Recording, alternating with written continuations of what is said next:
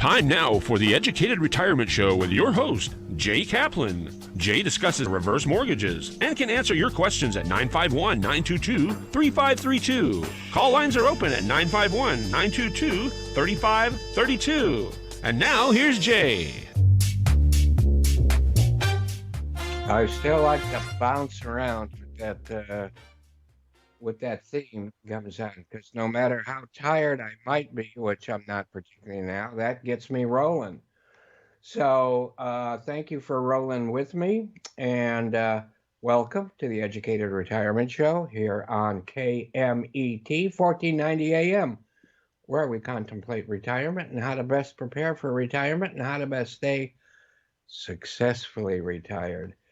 We have a great guest today. Laurie Artiega is with us, our favorite tax person, and she'll be talking about taxes. Well, two horrible things are her specialty, taxes and horror movies, but I think it'll be mostly taxes today. So remember to absolutely meet all your retirement needs, top off your tank, and we're talking about the ability to keep running. And what do we run on? Hate to say it, we run on two things: our own energy, which is health, and the other one, of course, is money. And to some extent, those are, of course, connected. So remember, the future is now, and why? Because knowledge is power. And our phone number is 866-955-2233. 866-955-2233. That is, I'm supposed to say that's our off-air number, but if you call on that one and I see it's that number, I'll probably take it on the air. But as you know, there is a direct call-in number, and that's 951-922-3532, 951-922-3532. So if you have any comments, not just questions, for me or our guest, that's how to do it. So the website for this show and everything about the retirement finance, including the home equity conversion mortgage, is www. Which we don't always need to use anymore, but if it's the first time you're getting there, probably your computer will appreciate you doing that. So www.theeducatedretirement.com, same name as the show. We also have an alternative, which is kind of on the funny side, and I'm looking kind of funny now that I see myself on the, and I know why.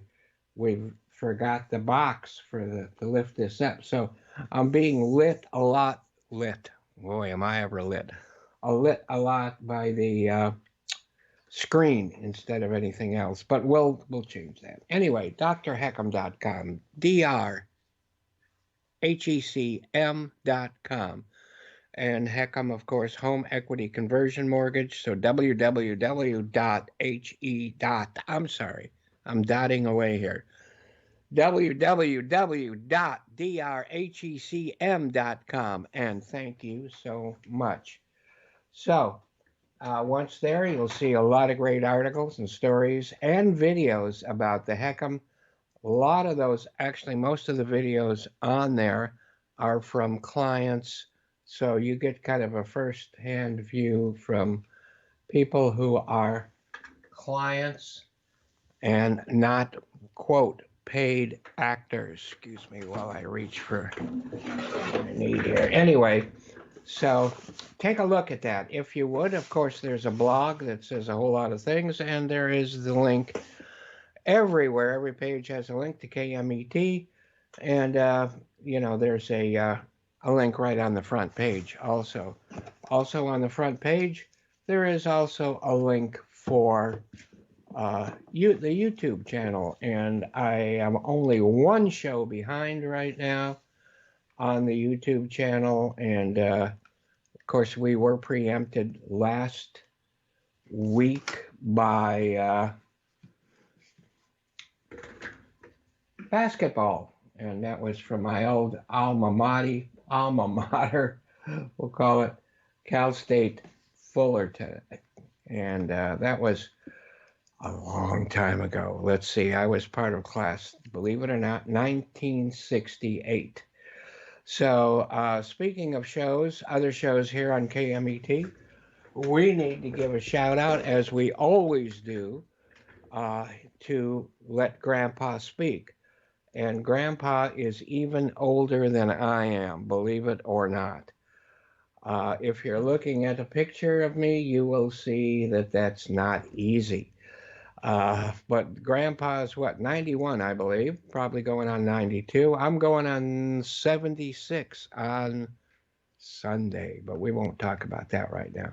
But Let Grandpa Speak uh, is here every Saturday morning at 9 a.m., and it is absolutely the best way to start your weekend with a good and happy mood. He was nominated for 5 Emmys and won 3, so he's got some history. He's also a real master of barbecue ribs, and I'm a real master at eating barbecue beef. Well, that's beef ribs. He is. I'm a real master at beef ribs, pork ribs, uh, lamb ribs. Of course, lamb chops are lamb ribs. And anyway, I can go on for food forever. But don't forget the West Coast Business Review with Daryl McCants. And he's also a real master at eating barbecue ribs, and not to mention everything else. He actually is a repeat offender on this show from time to time, and he's on every Wednesday at 4 p.m. And they always give a plug for this show by saying I'm a part of his advisory board, along with Bill Morris of UCI, who has also been a guest on this show. Bill Morris at one time did over 3,000 sit ups, all the money going to Make a Wish. 3 sit ups would be more than I could handle right now. And don't forget Ron Siegel's Home and Finance Show here on KMET, Monday through Friday at 6 p.m. And I was on his show yesterday, so we'll have an excerpt probably from that or two, but give that show a watch.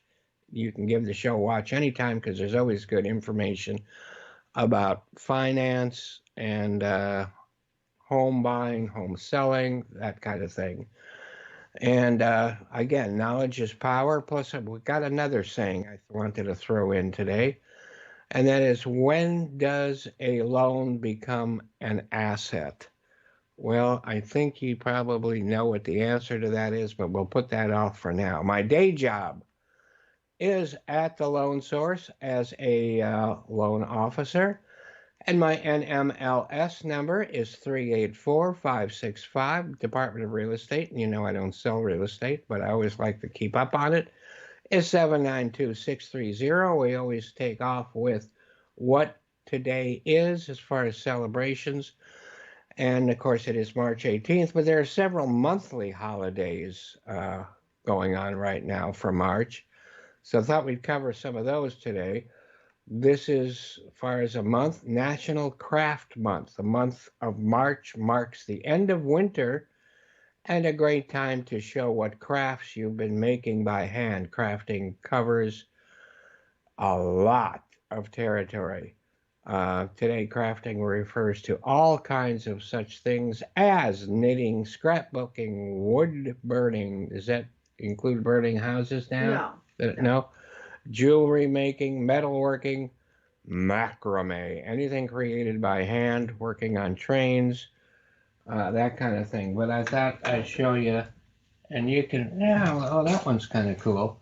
And you've seen most of these before, and I'll just give a quick run through for the wonderful card making. See that? Which is definitely crafting, 3D kind of thing here. Gail Maxwell is her name. And you know what? I'm going to ask her to see if she wants to come on the show and go over some of this stuff, because I know she'll make them when they're ordered. Let's do one more. Let's do this one because it's a different shape. And I've shown most of these before. They're all three-dimensional. Sometimes there's more things on the inside, but, they're great. And she's a great person, and her husband, Harry. So, National Optimism Month. So, what does it take to be an optimist? It takes a lot of work, I'm told here. We tend to look at optimistic people as those with their heads up in the clouds.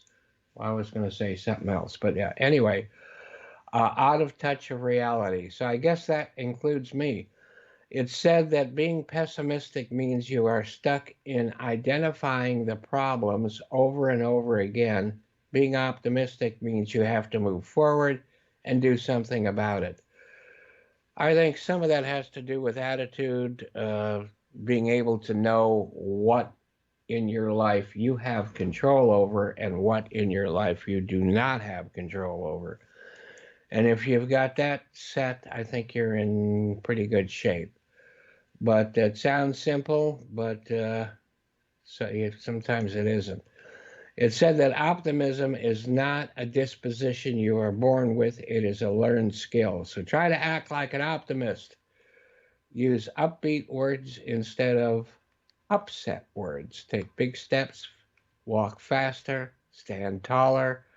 But when you get old like me, you're kind of shrinking. So I'm not sure, but we try to stand tall. So some people say that being over optimistic is like hiding your head in the sand. It's not realistic or practical, but it couldn't hurt to have a little of an optimistic attitude in our lives now and then to give us an emotional break. And studies show that being optimistic may significantly better our blood sugar and cholesterol levels, and in the long run, make us healthier and happier individuals. And it is, guess what? It is National Kidney Month. And here they are, Mr. Sick Kidney. You see, he's taking the temperature. He's been removed, and here's what's left. Okay, the good kidney. So, introducing kidneys, two beans shaped organs and pools. Of course, they made kidneys after seeing pools and located in the back of the abdomen and perform critical functions to filter out toxins, produce red blood cells, and regulate pH or the acidity of your body. The kidneys are the body's chemical factories. I only got one, so chemical factory. March is National Kidney Month. One in three adults is at risk for developing cancer disease. 1 in 9 American adults have kidney disease, and most don't even know it. So, the National Kidney Foundation makes these 5 suggestions for good kidney health. Get tested for an ACR urine test annually if you have diabetes, high blood pressure, or if you have a family history for the disease. If not through your doctor, you can get screened for free through the Foundation's Keep Healthy program. The program is a community-based program, and they have regular scheduled events for screening. And again, you can look them up. It is Keep Healthy program. It's a foundation and costs nothing.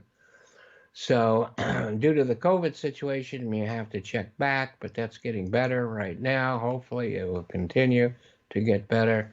So, check out their website, and unless you have a doctor where you've already had that taken care of. So, see where there's a location closest to you, and you can check again. Also, www.kidney.org, the National Kidney Foundation, for more information. And other steps to keep kidneys healthy are to reduce the use of NSAIDs. Okay, lower the use of highly processed foods from your diet. You know, the ones that taste so good.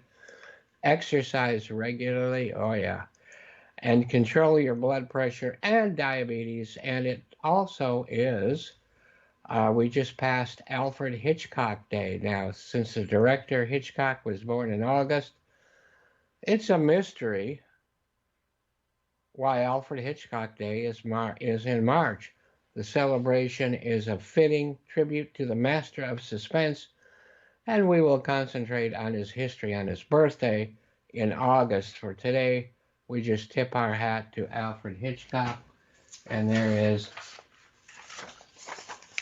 a picture of Alfred Hitchcock. And, the better thing is the side, but I couldn't find a picture of that, the one that was used, and then he walked into it and filled it in for the television series. And Nassanelli tried to do a duplicate of that with me, and there's part of it. But, anyway, Hitchcock directed over 50 films throughout his career, and he became an expert at nerve-wracking suspense, twist endings, and complex characters. He influenced generations of future filmmakers and changed the way we view horror and mystery. Of course, he never won an Academy Award, since that's next Sunday, but we don't care about that as much. If you really love movies, Academy Awards are pretty secondary. Anyway, he has unforgettable, undeniable profile, which we just did. So, did you know that Alfred Hitchcock was afraid of eggs? He not only didn't want to eat them, he was afraid of them. He said he didn't like the looks of them, inside or outside. They revolt me, he said. Oh, well, okay. That's what I said. Alfred owns 6, yeah, Nassanelli's kind of the same way. Alfred owns 6 suits, all dark blue, 6 pairs of shoes, 10 identical ties, and 15 identical pairs of socks and identical underwear. So he didn't just do it for others, he did it for himself. He suffered from vertigo, which of course was the name of what most people consider his masterpiece. And I too consider it his masterpiece. Although we really also do love Rebecca, which did win Academy Award for Best Film of the Year. I think it was Best Adapted Screenplay, and I'm not sure whether he was involved in that. Anyway, connected to his fear of driving was his morbid fear of police, ever since his father punished him for a childhood misdemeanor and had him locked up for 3 minutes in a police cell. He had continued to fear the police ever since, and after directing over 50 films, nominated for 5 Academy Awards for Best Actor, won none of them. However, his film Rebecca, which I just mentioned, won Best Film Oscar 1940, and we have a long list of 39 Steps, The Birds, North by Northwest, Man Who Knew Too Much, Dial M for Murder, Spellbound, Notorious, The Lady Vanishes, one of my favorites, as is Rebecca, Strangers on a Train, same thing, Rear Window is a lot of fun, Vertigo, and of course, who can forget Psycho, Foreign Correspondent. And it's also National, looking at the time here, National Plant a Flower Day. Spring is just around the corner, and my birthday is on the first day of spring. So you just take a look at me and you can see how fresh and wonderful spring is. And this day is dedicated to the planting of flowers and looking forward to the spring season. Flower gardening has become a hobby for many old and young. And we talked about craft earlier, and I think a lot of that has to do, planting and doing it with an artistic hand and mind like Nassanelli does is craft. So seeds can be started inside and set in a sunny window to get ready for transplanting later. For those of you who can't wait, you can start planting your flowers straight from grown plants from your favorite garden center. And flowers make people better, happier, and more helpful. They are sunshine, food, and medicine for the soul. At least that's what Luther Burbank said, and he lived from 1849 to 1926. So it's also National Alien Abduction Day. And normally at this point, I would have NASA Nellie take over, but we really don't have time for NASA Nellie, do we, Sean? About 4 minutes worth? I don't think so. Do we? Yeah, we'll save her. I mean, she's worth saving, so we'll just save her. So we're getting ready to have um, Laurie join us, and we're going to be talking about taxes, that kind of thing. And taxes are a fact of life, so we need to think about how to be as tax efficient in retirement as possibly can be. But the problem is that figuring out how to do this is, well, less intuitive. It gets even more complicated as we think about how to deal with taxes far into the future. But it doesn't mean that we should just throw up our hands, time to be optimistic, and say that we'll deal with it when the time comes. No matter how tempting this can be, it's never the best option. The IRS is going to get their cut, but we can work to maximize what we end up with. And that will be part of what we talk about with Laurie. So I think we have another minute before, but she'll be talking about taxes, and we might and might not get into some horror movies, and but we'll see as the time goes on. So are we ready to take a break, Sean? All right, well, let's do it. And that way, the sooner we get out of here, the sooner we come back. So stick with us for some great tax information. See you in a minute.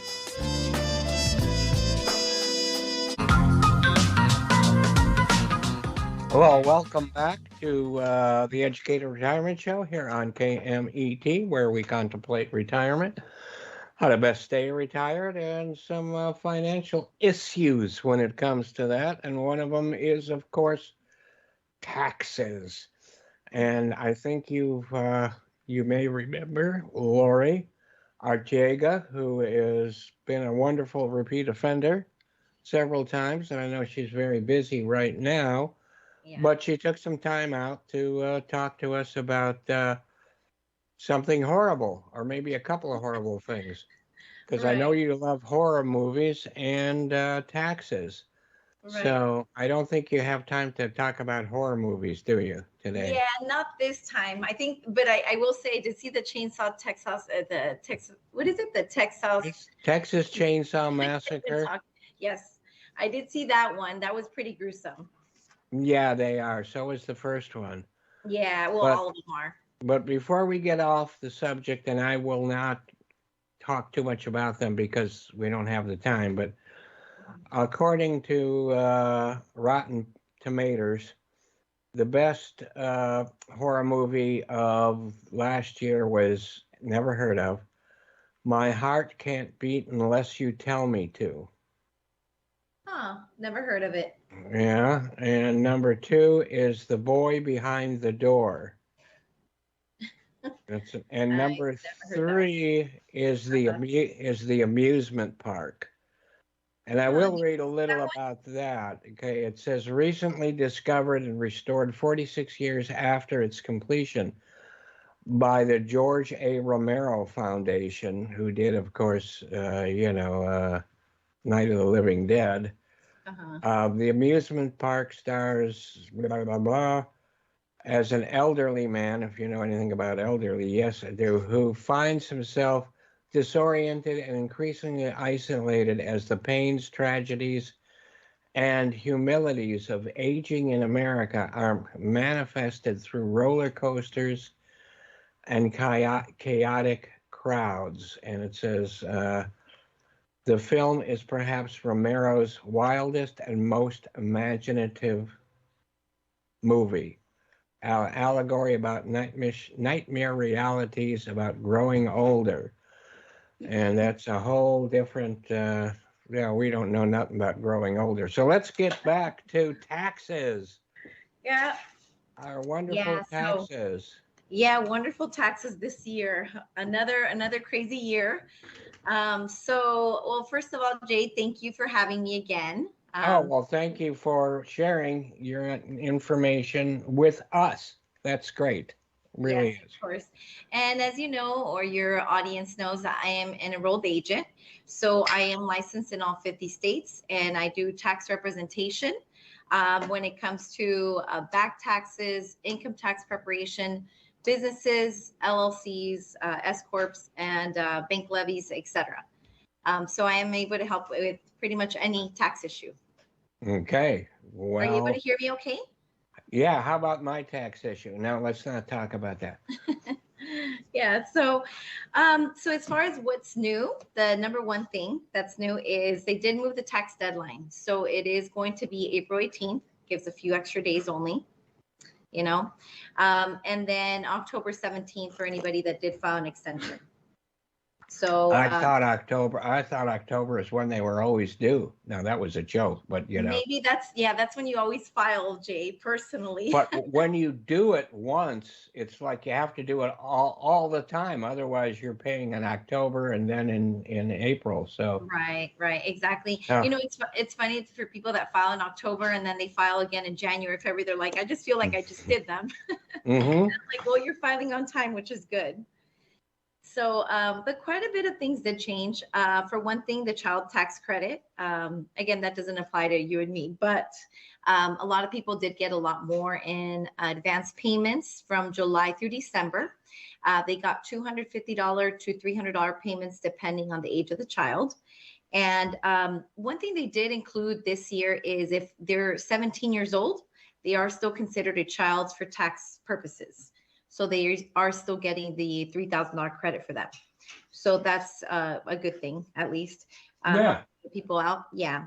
Now they were getting, or the IRS was issuing IRS advance payment letters. So I don't know if you see my dog in the background. He's Oh, that's okay. Prince. the blinds. I know Prince is being funny. So the IRS did issue advance payment letters. So the people that did get that money in advance from July through December, they do have to claim it. So it does reduce the refund by that amount. So if they got 1,500, 3,000, whatever it may be, it does have to be reported. And some people miss it. I always ask anyways, to make sure they check their bank account, make sure they did get it. So then we're not off, and it will delay the tax return if, I state something differently. So that's one thing. Also, there's a charity deduction for people that don't itemize. So basically you don't own a home. For married couples, it's up to $600. And for single people, it's up to $300. Okay. So this is for people that just don't own homes and they want to take a little extra deduction. Right. Because people that own homes usually have that large deduction of interest. Right. And even higher income taxpayers, because, there's that, I don't know, I don't want to get into it too much, but that SALT deduction of the $10,000 cap, they pay a lot of, let's say, state tax returns, state taxes on their returns. So they can do higher charity, credits. Preferably if they go over $3,000, then they could itemize. So it would be worth itemizing. Sure. Another thing that expanded was the child care credit. So that's for parents up to $8,000 can be deducted. And the IRS gives a credit of $4,000, which is 50%.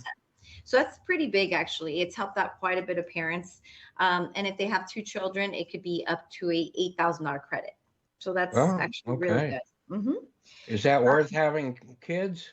I don't think it's equal to that. Oh, okay. Just thought I'd ask. Not even the child tax credit can come close. No, I have parents that do spend quite a bit in childcare. It is pretty expensive. Okay.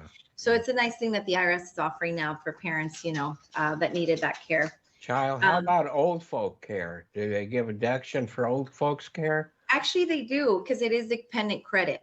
So just make sure you ask your tax consultant, whoever they are, what you pay if your dependent qualifies. But yes, they do qualify as well. So that's fall in that same category. That's if they pay an outside person or outside agency. That's correct. Right? Yep. Exactly. Yeah. And there's also this thing, now that you bring that up with care takes place in the home, people receive IHSS payments for taking care of their elderly parent, grandparent, whoever from their home. Make sure you also consult with your tax person, because the IRS does allow it's called a Medicaid waiver, which means they don't count it as income. So Oh, if you wow, okay. so I've seen quite a bit of people receive anywhere from $10,000 to $30,000 in a W-2 Okay. form that the state of California pays. Yeah. There is a way to waive that. So, Yeah. but Well, there's it makes sense, really. yeah. So that's a great thing, because then you collect the income, like let's say the 30,000. I am so sorry. It's my dog. Oh, that's okay. Put him on the screen. I know. Prince, come here. Come here. No, he won't listen. Yeah, well, yeah. So, We yeah, do. but that's I bring that IHSS up because, as you know, we are an aging population, and in California, it is very expensive to live and take care of, your elderly parents or even children. If sometimes disabled children can also qualify under this IHSS program, and as long as the dependent lives with you, that income can be waived, which is actually wow. really, Okay. so it's really great. Now, of course, if you're an old person and you pay for care, pay an agency or someone else for care, I am assuming Mhm. that's probably also deductible, or If it's long-term care, technically yes, but then there's threshold that has to be met, like 7.5% of the overall income. If wow, it's above okay. that, you can technically write it off. But again, the threshold is pretty high, so Yeah, it's 'cause 30% it's above that. Mhm. That's why people ask me all the time, why can't they write off their medical insurance, premium, prescriptions, whatever it is. Most people don't qualify because of the threshold being so high. Yeah. So that's one reason. The other thing is the recovery rebate, the last stimulus that went out for $1,400. Some people filed their taxes so late in October that they just didn't get it, or they still haven't filed their 2020 taxes. This is an opportunity they can take to claim it. So it's $1,400 per person on tax return, regardless of their age. It's not like the previous two stimulus where, after the age of Mhm. 17, they didn't count. So this goes for everybody on the tax return, including adults. So that's something that could be claimed on now. Also, as far as SBA grants, I don't know if you're one of the lucky people that got a grant. No, I didn't apply, but I could. I thought about it. I really did, but Yeah, a lot I, of people got grants. I mean, you could have applied and you probably could have qualified. yeah, I just didn't need it at the time, but now I'm ready for it. So if you've got a stack of money over there to pass out, you let me know. Right. I know they have closed a lot of programs now, unfortunately.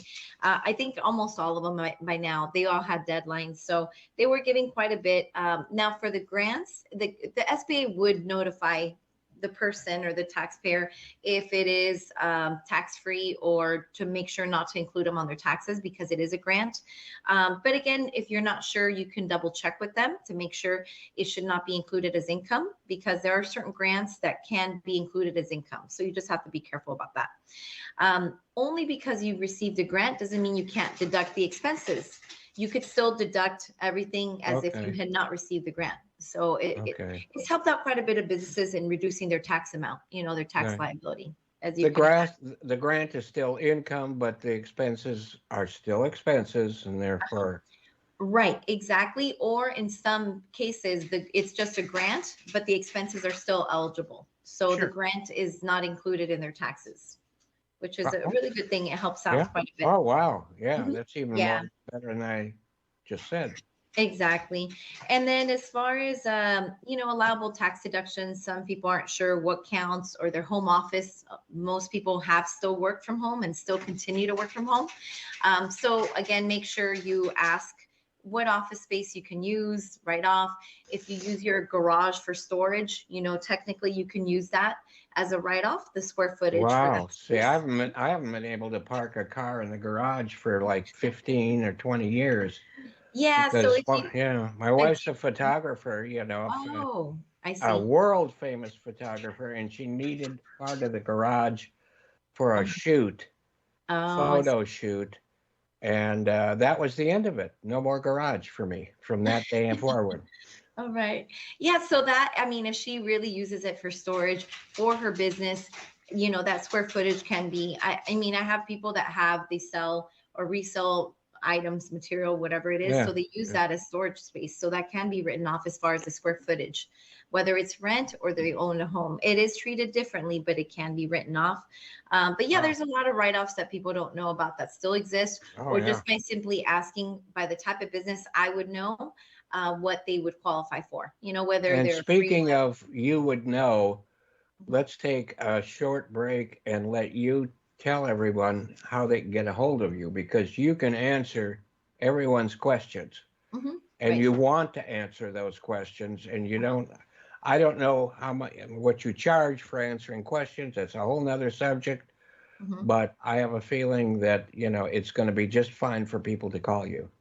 Right, exactly. So my phone number is 714-773-4000. Again, 714-773-4000.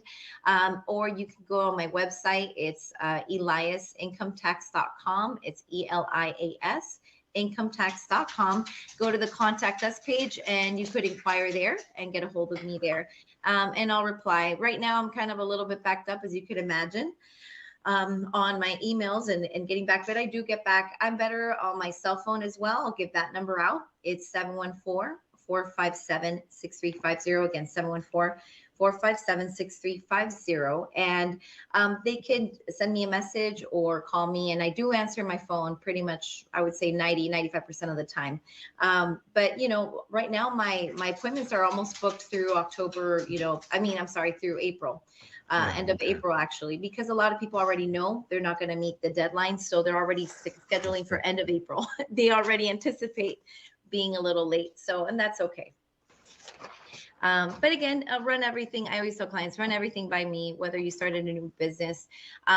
This has been happening too lately, where people started new businesses in 2021. So in California, there's an $800 annual fee, for LLCs, S corporations, or C corporations. So the Franchise Tax Board is waiving that for the first time. Really? Yes, but only for new corporations, newly created Oh, I corporations. see. Well, those are the ones that really need the help Exactly. the most, Exactly. because So, I mean, you usually don't make money in the first couple of years with it. exactly. It's usually the first couple years for sure that there's very little Right. profit. So then, at least that's on the bright side, that could be waived. So it helps the business out at least by that much. And again, with new LLCs, new businesses, just make sure you stay compliant. Again, that's why they can call me and, schedule an appointment, consult with me. Of course, I have a billable rate, but I talk to my clients beforehand so they know what to expect. And I would say, it's reasonable enough, and it's worth their time and my time to just get everything, on the right path. So then there's no mistakes, because obviously mistakes can be very expensive. The IRS can penalize you for filing late, and the Franchise Tax Board, and you want to avoid that for sure. Absolutely, if you can. Yeah. So another thing that happened a lot of, as this housing market, a lot of people bought homes last year. So make sure, again, you ask the right questions, because people forget their escrow closing statement. They pay and about loan origination points, things like that. Those are write-offs. So, make sure you enclose that. So, or ask the tax person. You don't have to know exactly if you paid points or not. You could just simply provide the form, and then, the loan officer, the enrolled agent or CPA will let you know what's deductible, or even whatever's on there that is eligible. As far as even the sales of your home, you are exempt up to $500,000, as you know, in capital gains tax for married couples, and then $250,000 for single couples, as long as you lived in the home as your primary residence for at least 2 years. So, but again, it does have to be reported. I've had people that didn't report it, and then they get a big tax bill, because then the IRS doesn't know what you originally bought the home for. They just see an escrow form that says you sold it for $600,000. They don't see the original cost. Right. So there's a schedule that goes along, with that.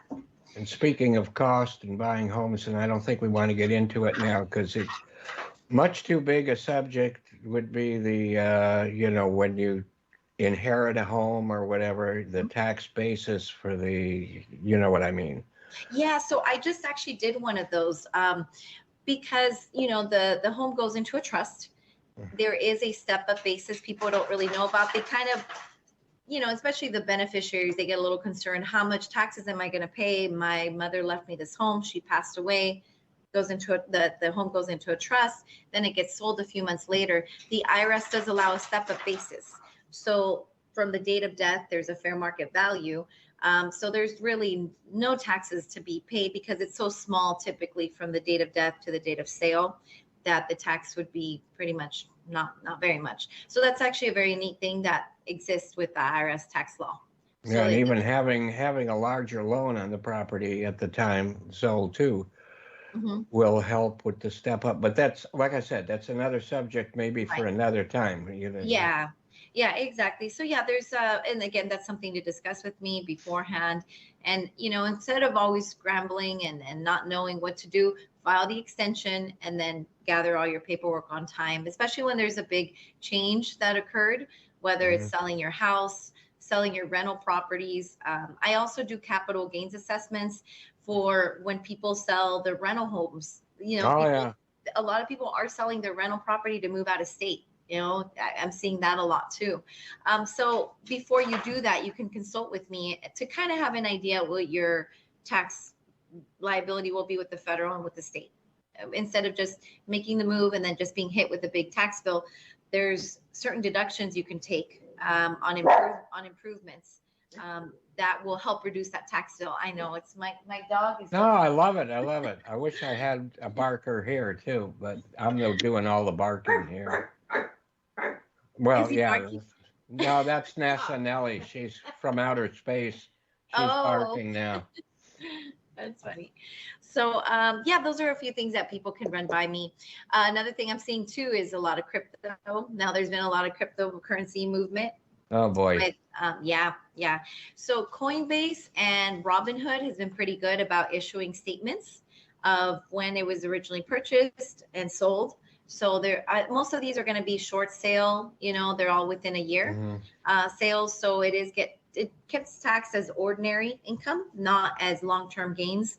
I try to tell people, but I know that kind of market's a little bit different. It's about, selling when it's high and we ought to have a show just on crypto because I'm afraid that, crypto is a currency that is hard to regulate by governments around the world. And governments around the world, they don't like that. So who knows? But anyway. Right. Here's the. Let me move him over so then he'll be still. Okay. Oh, that's okay. Come on. Okay. Come on. Okay. Here's Prince. There he is. All right. There now. Oh, that's beautiful. Still. What a great looking dog. Thank you. Yeah. So as far as other things go, we could definitely have another show on crypto and, people do different types of trading. I can definitely explain that too. There are limitations also because there are people that have lost huge amounts of money. Let's say, even if it's 30,000, 50,000. Unfortunately, there is a $3,000 a year limitation on that in capital losses. Ooh. Yeah, so you can't write it off. People think, okay, I made this much, but I lost this much. I should be able to write it all off. It doesn't work that way. The maximum loss is $3,000 that you could put on a tax return, but it can, you carry forward the losses until you run up, using all the funds on that. You better be young enough for that to happen. Yeah. Do you do any stock trading at all? By the way? No, not these days. I used to, but my mistake, and I always talk about with reverse mortgages, the sequence of returns and how much safer it is with it and that. But of course, this was quite a while ago. I seem to do everything on margin, and that's a little riskier. And that's why I always seem to lose because of the margin call, which was a great movie, by the way. And the only one I didn't buy on margin went bankrupt. So, you don't want to listen to what I bought or what my advice on stocks. No, we've got better people than me on that. Yeah, that's not, I've never really messed with that either. Well, I just feel like I'm not informed as well. But as far as the tax portion of it, I have taken classes on crypto and trading. So I feel comfortable on that Oh, aspect. good. So Yes, you're I the have. expert. Especially Yeah. anytime there's something that's kind of new and changing, or I see a wave of something kind of going Yeah, towards yeah. a different direction. I do try to get at least certified in those types of classes to know beforehand. And also, lastly, I would say for any IRS letters that people get, IRS and state letters, don't ignore them as usual. There's always amended returns. People think it's scarier than what it really is, and it's not. It's just not ignoring them and taking care of whatever it is. For people forget that sometimes they cashed out their 401k, or they forgot just anything on their tax return. Yeah. So what happens is that then they get a big IRS bill or a state bill, and they don't realize that sometimes maybe that form can have deductions, or there could be certain waivers. One of the ones is people that let their credit card charge off. They'll get a 1099 for that charge off. There's certain things that can be used to eliminate that debt. So again, that they would have to talk to me. Yeah. I have seen some pretty big charge-offs of 30,000 or more. The tax bill would be pretty big on something like that. But there is certain things that you can claim attached to that form to reduce that tax liability. Yeah, I'm so old. I remember when credit card interest was tax deductible. Yeah, I know. How long ago was that? Because when I started, Long time ago. 2008, that wasn't in place. So it must have been before '08. Oh yeah. Well, I go way back before that. I also remember before there were FICO scores, but that's another subject too. Yeah. So, but yeah, I think that's pretty much covers a lot of the things. There's a lot more, but again, you'd have to talk to a tax person. I'm you. happy when, yes, me. Again, it's 714-457-6350. I'm happy to answer questions and, make an appointment, consult with you before you make any changes, whether it's starting a new business, selling your homes, whatever it is. I help out with all of that. So it's always better to be prepared. And it's so worth the fee versus a TurboTax or something that you're not. Oh God, yeah. No, I wouldn't. When I trust hear that, I could do it myself. I know with TurboTax, I just, unless they're just one W-2 and nothing else, or two W-2s, fine, that's okay. But anything more than that, it's better to always consult. Right. Right. Absolutely. Yeah. So anyways, I think that concludes everything. I don't know if you had any other questions for me, Jay. Well, I always have questions, but one of them is, when are we going to have that pizza again? And that has a lot to do with me and my situation, but now it has a lot to do with you being so busy. Yeah. But I am, Nassanelli and I are going to meet 91-year-old client of mine at El Farolito, downtown Fullerton. Oh, really? On Monday, so at noon. Okay. So if you're around, come on over. Okay, I'll try to at least swing by to say hi. Don't worry about it. We'll have fun. Yeah, it's literally within 5 minutes. Hold on 1 second. Okay? Yes. Is Prince a Basset Hound? Oh, what kind of dog is Prince? Oh, he's a King Charles Spaniel. King Charles Spaniel. Yes. Beautiful. I just got a quick look at him. Look at him. Yeah. I'll get it. Look, I'll show you a better view of him. Oh yeah, Oh, look, here he is. Oh, See, two beautiful souls. Right? Wow, look at that. That is so. Okay. Oh Are yeah. you happy, Prince? Are you happy? Yeah. He's just been a brat. We're happy too. So before we go, I know you said your phone number again, but give the email and all of the contacts. Yeah. It's eliasincometax.com, ELIAS incometax.com, and go to the contact us page, and you could submit your inquiry there, and it goes directly to me. So. Okay. And any other listener that's around El Farolito, downtown Fullerton, come on in, say hello too to all of us. But anyway, thank you so much. You're always a treasure trove of information. Thank you, and Jay. really appreciate it. Now take care of yourself in this time. You too, Jay. I'm happy to see you. Well, yeah, and we're all happy to see, we're very happy to see you. So, and we're also very happy to have met Prince. Thank you. So, okay. So we'll let you get back to all of your work. And Okay. thanks again so much.